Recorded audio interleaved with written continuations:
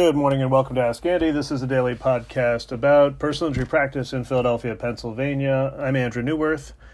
This podcast is sponsored by my law firm, Neuwirth Law Office. We are a King of Prussia personal injury law firm in the suburbs of Philadelphia.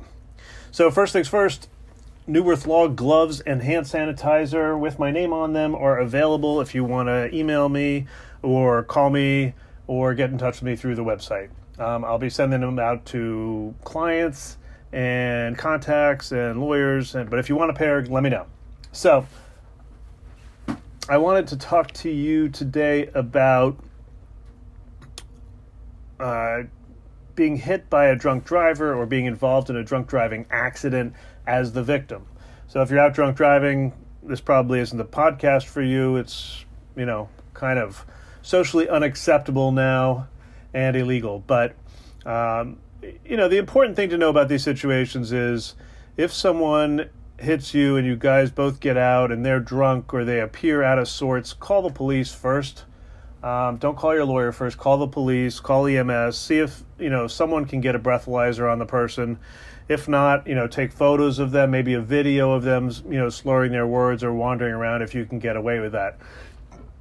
The other thing that happens sometimes with drunk drivers is they hit a lot of cars or they cause a lot of damage. So I'm working on a case now with a client where a guy was drunk and high and hit like 5 different cars. So, everyone was fairly injured, but drunk drivers kind of by reputation or by, long experience don't have a lot of insurance coverage because they're, often less responsible than the rest of people driving around. So if you don't have a lot of insurance coverage and you're drunk driving, then, for you as a driver, that's something you can worry about or you can fix or you can handle by having additional underinsured motorist coverage or uninsured motorist coverage. And that's something you should be looking at and just paying attention. And if you've been following along on some of these podcasts, you'll see that, UM or UIM, underinsured or uninsured motorist coverage is something you should have. It's a way to protect yourself, not just protect others from you.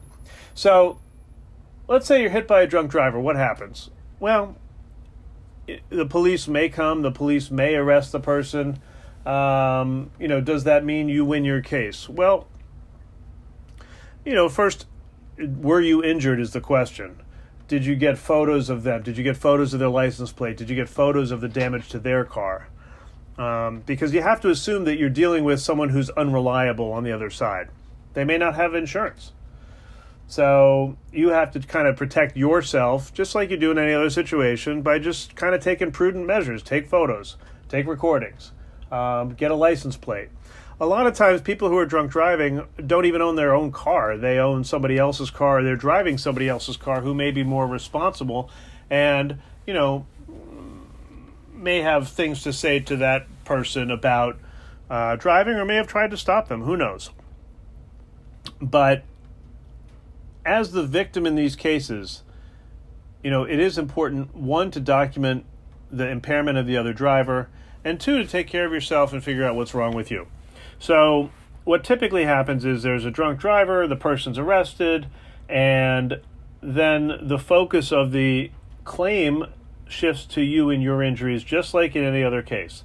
There's never going to be a situation where, liability or negligence is disputed. The interesting thing that occurs that's a more kind of subtle, but the interesting thing that occurs in drunk driving cases is it is one of the few areas of personal injury practice where, really punitive damages are on the table. So punitive damages are rarely kind of a viable claim in personal injury cases because the standard is pretty high. It's not just, were you negligent, it's were you kind of acting in such an egregious, intentional, wanton, or reckless manner. So it's a much higher standard. And, for the most part as a lawyer, when you get into non-drunk driving situations where, the punitive damages are on the table, usually, you may have a claim about them, but it may not be a strong one. It depends on the facts of the case. In the drunk driving situation, it's pretty cut and dried. Plainly, you got drunk and drove a car, and that's illegal, and it's, accepted as punitive. So what does that mean? Why does that affect anything? How does it affect you? Well, it affects you because as your lawyer, me or anyone else will point out one significant fact, which is that you can't insure yourself for your drunk driving. So that's like a public policy thing. You can't insure yourself for shooting people.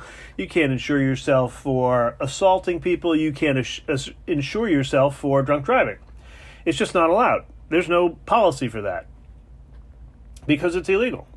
So what does that mean? Well, that means there may be money there. Let's say the person has a $50,000 policy and you have a broken leg, and that's worth more than $50,000.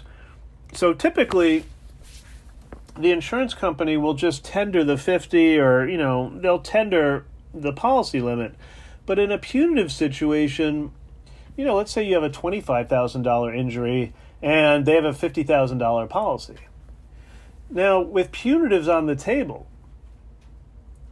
what the calculus is, or the leverage or the pressure is, that if a jury finds there's punitive damages and awards them to you or your client, then punitive damages aren't covered by insurance, like I mentioned earlier.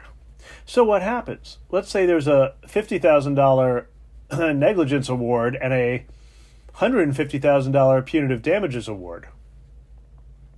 Is there insurance to cover that? No, there's not.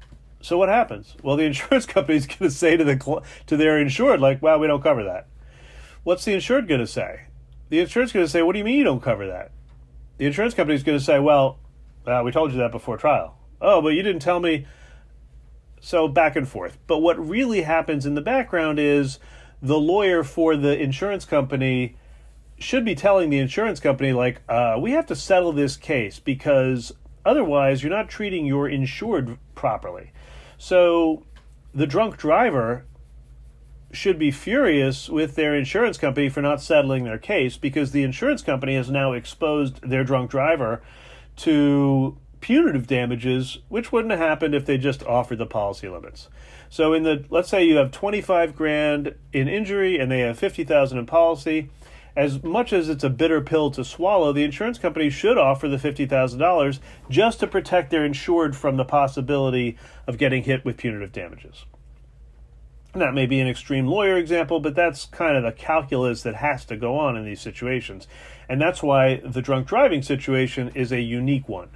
So the next thing that lawyers, smart lawyers try and do is you try and kind of extrapolate that argument, the drunk driving punitive damages pressure point, to other situations. And there's been a lot of effort recently in Pennsylvania to claim that, using your phone or texting and driving constitutes a punitive damages claim, or can survive a punitive damages, motion to dismiss. And, for the most part, that's not been successful. We keep pleading it, but it's not really been particularly successful in the same vein as drunk driving, even though I think that texting and driving is kind of like the scourge that drunk driving used to be. So anyway, that's enough for today on drunk driving and kind of the leverage against the insurance company and punitive damages. Again, if you need gloves or sanitizer, give me a buzz. This has been Ask Andy. Again, this is not legal advice. Every case is different, and past results don't indicate future success and all that stuff. So have a great day. Take care. I hold people accountable.